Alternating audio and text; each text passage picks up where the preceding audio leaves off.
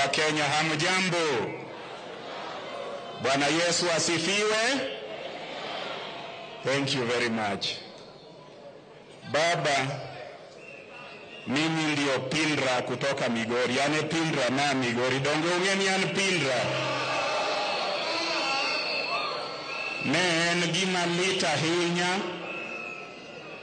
ni Pindra ma Homa Bay onindo. Ni to Pindra ma Migori ok obiro. Mano bedi naleo bede an kare. Joma Bay untie. Joma Bay ang'eyo ni vijende masani ok ong'eyo tie Pindra. Be ung'eyo? Achieng' moro nabina pimnu tanyalo gilonu matin. Pindra en aluru. Nitiere Pindra mamiyo to gi Pindra madichuo. Pindra mamiyo en Pindra mikete isigol kiseng'awe wi otalo to kakoro ywak to aluru biro kanyo mang'eny. Jok mamako aluru madhi pidho nyalo pidho. To nitiere Pindra mathuon ma bende idhe gima iluongo ni blungoti kata mar konga. Koro koseso ibuowe kata osese ipuodho ka wasigu biro to koywak nigi piny to Pindra te aluru te fuyo koro ok nyal makgi. Koro ewi talero kamano. Koro jodala wa un jo Homa Bay uwito Pindra. Wan jo Migori pod wan gi Pindra. To baba nadwa kuai ni Pindra ni gik mowacho donje bull's eye. Taneno nyithinde ka, aneno jodala gi ka, an kaka Pindra ng'e kuma Pindra nitie. Pindra ni kanyo. Koro baba nikech ng'ani nomako ni keyo maber kendo keyo motegno. Baba in bende ing'ama wir, ing'ama nyalo kueyo yamo. Mano chenro matimo neno mar mosenindo jaod bura ma Kasipul Charles Ong'ondo Were madhi nyime skul primar ma Karabo kaito bang'e ibro koe kar yweyo mare mogik yo kachien. Gie kindeno ogai mar obila Douglas Kanja koro kwayo jopiny mondo obed gi kwe kendo chiw thuolo nokwach kich matimo nonro ewi nek ma jaod bura Ong'ondo Were. Kanja bende okone jopiny mondo mi owe nyayo weche moko ma obalo kod nek ma jatelono. Jatend obila no nowacho magi e seche mane olimo kambi obila ma Kanga ma Kamkunji sub-county e buore Nairobi, kama bende nolero ni piny owacho biro neno n'obila odak e makare. Tayari tuko na washukiwa 10 wako na sisi na tunaendelea kuwahoji. Mahojiano inaendelea sana. Na nikasema ya kwamba wale wengine wanasapatikana bado hata wao tutalete ndani watuelezee maneno, na baada ya kutuelezea watapelekwa kotini na wote wanastakiwa. Kwa hivyo naomba mtupe nafasi tuendelee na hiyo uchunguzi yetu.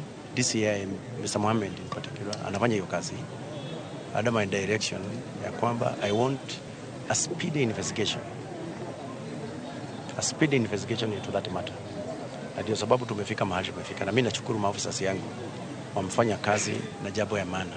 Kwa hivyo sasa wale washukiwa ambao tuko na wao sasa uchunguzi inaendelea zaidi ndio kuweza kujua huyu alifanya hii, huyu amefanya hii, huyu amefanya namna hiyo. Hiyo mambo ya kuna mkubwa ya serikali mahali anaweza kuwa hiyo ni porojo tu. Ni porojo. Yangu ni ile mimi niliwaambia jana. Mahali hiyo ndio tumefika, si kweli? Wakati nilipeana the status of the investigations. Governor Masia James Orengo oyudore kama tek tok jotelo kwere mondo were gi weche mag siasa mathoth kendo ket maino mare kelo dongruok e kaunti no. Jatend migawo mateko Opiyo Wandayi ose Orengo kuom tayo kaunti ma Siaya e yo marach kowacho ni gik morengo wacho osekelo wichkuot n'oganda jo Siaya. Wandayi lieko ni dongruok e kaunti ma Siaya adok piny ni mar Orengo oketo maino e nono gik ma sirikal mamalo timo to jwang'o tijene ma kaunti no. Kanolose gweng' ma Upanda Sigombre sub-county ma Ugunja ka no wechegego no sirgi Senator ma Siaya Dr. Oburu Oginga. What is happening in Siaya today, Siaya as a county, is a big embarrassment. What is happening in Siaya is a big embarrassment. As a cabinet secretary, I traveled to all these counties. But Siaya County is not only an embarrassment to us, but is indeed something extremely shameful. That Siaya County has become the laughingstock in the community of counties in this country. Adamurakua Governor Mamarwa. Please, Bwana Governor, focus on service delivery to the people of Siaya. It cannot be just the issue of jumping up and down every day, and yet service delivery in the county has collapsed completely. Because me teach ni manokoro mari. To teach no. We jok moko milungo ni activists, but to teach mara activism. To into me teach mara executive ni governor Orito Siaya Mangima. In your president Martin Maturwaka, in your president wa. Emomi okidhi maber tu apaki. Tokidhi marach wati minadi. Wasi. Sirikal ma pacho ka dhi duoko piny nengo ma thiedho tuo mar sukari kod 50% kaka achiel kuom yore ma kedo gi medruok mar kwan jogo ma nigi tuono e pacho ka. Kaluwore kod jagoro mongirore migawo mar thieth Dr. Uma Oluga, nengo mamalo mar thiedho tuo sukari en achiedh nade maduong' mokalo ne oganda, kowacho ni migawo mar thieth tudore kod kembe maloso gige thiedho tuo mar sukari kod yedhe mondo giduok piny nengo mar thieth. Oluga bende omedo ni piny Kenya nigi jotuo sukari 800 ka jotuo 54% pok opim, gino manomiyo idwa duok piny nengo mar thieth nimar onyalo konyo ting'o malo kwan jogo mipimo ne tuono.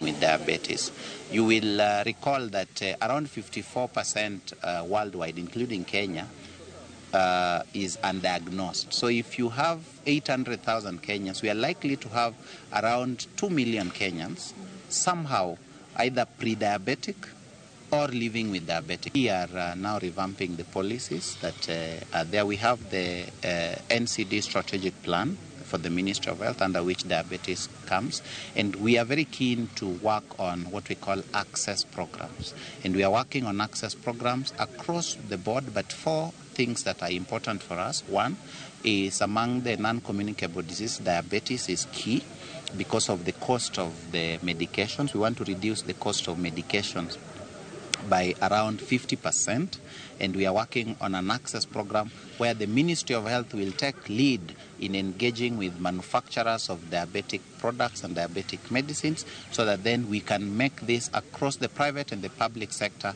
a reduction in the cost. We have community health promoters, and we are training them in terms of educating them with regards to non-communicable diseases. So they go out of their way to screen and then appropriately refer to the health facilities. Our mandate at Kenya Diabetes Study Group is to train these healthcare practitioners. Now, if we can be able to ensure the Kenyan is actually screened and diagnosed at the right time and then referred timely, we can reduce this economic burden. Tenduruok ma jopur niang' e kaunti ma Migori okwayo jopur mondo ter niang' ne kambi ma Sony to kambi no singo mar golo omenda maromo $25 mar chulo jopur e kinde juma ni kod juma mabiro. Jafwambo marwa e kaunti ma Migori, George Juma, nigi ler mathoth.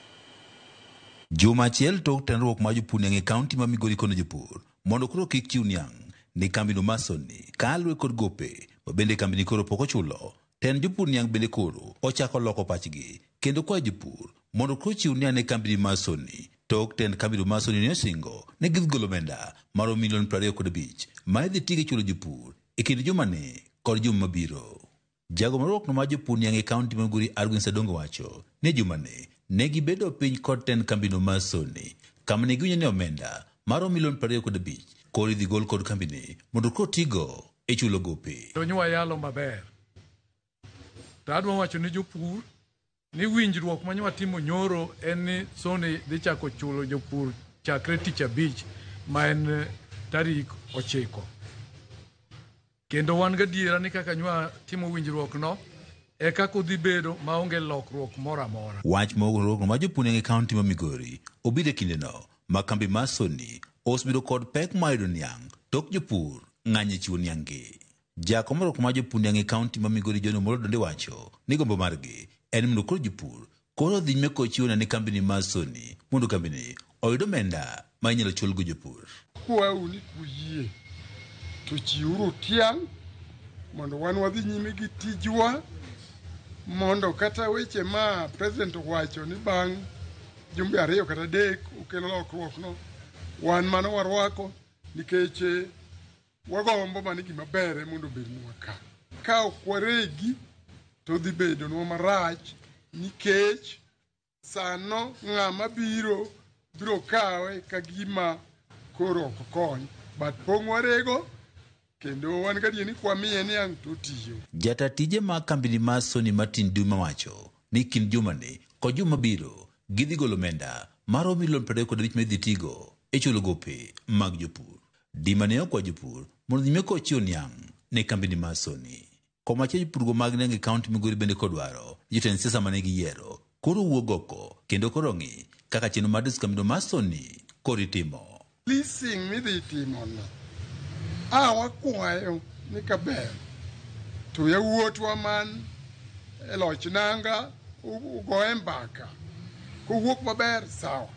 Yawuoyi magombo nogo mbaka gin gavana, gin MP, gin jakom ma Sony, nikech magi nyithind ka.